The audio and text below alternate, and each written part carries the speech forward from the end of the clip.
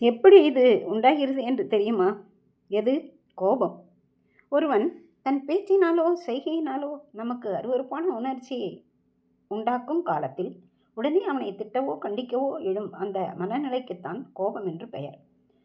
ஒருவன் நம்மை திடீரென்று தோளிலே குத்தினான் என்று வைத்துக்கொள்வோம்.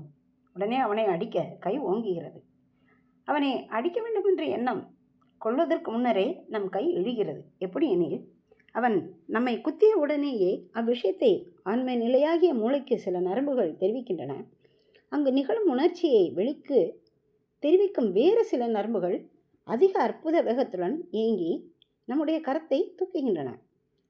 ஒருவன் ஸ்மரணையில்லாமல் தூங்கிக் கொண்டிருப்பவனின் கையை நாம் கிள்ளினால் முன்னிருந்த நிலையில் இருந்த கை வேறு நிலைக்கு திரும்புவதை நாம் பார்க்கிறோம்.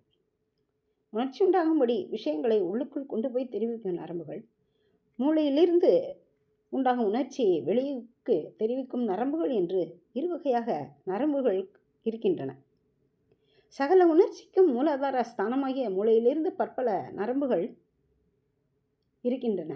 இந்நரம்புகள் ஆன்ம நிலையாகிய மூளைக்கு உணர்ச்சி உண்டாக்கும்படி விஷயங்களை உள்ளுக்குள் கொண்டு போய் தெரிவிக்கும் நரம்புகள் என்றும், மூளை நடுத்து உண்டாக்கும் உணர்ச்சியை வெளிக்கு தெரிவிக்கும் நரம்புகள் என்றும் இருவகையாக இருக்கிறது.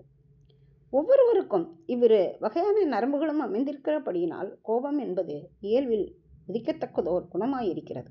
நாம் கோபச்சூழலிலே அகப்பட்டு விட்டால் நமது தசைகள் விரைத்து போகின்றன, முகவாய் இறுகுகிறது, கையை மடிக்கிறோம், தலை முன்னாக சாய்கிறது, சருமம் வெளுத்து போகிறது, இருதயம் வேகமாக அடிக்கிறது, ஜீரணம் தடைப்படுகிறது, இரத்த அழுத்தம் அதிகமாகிறது.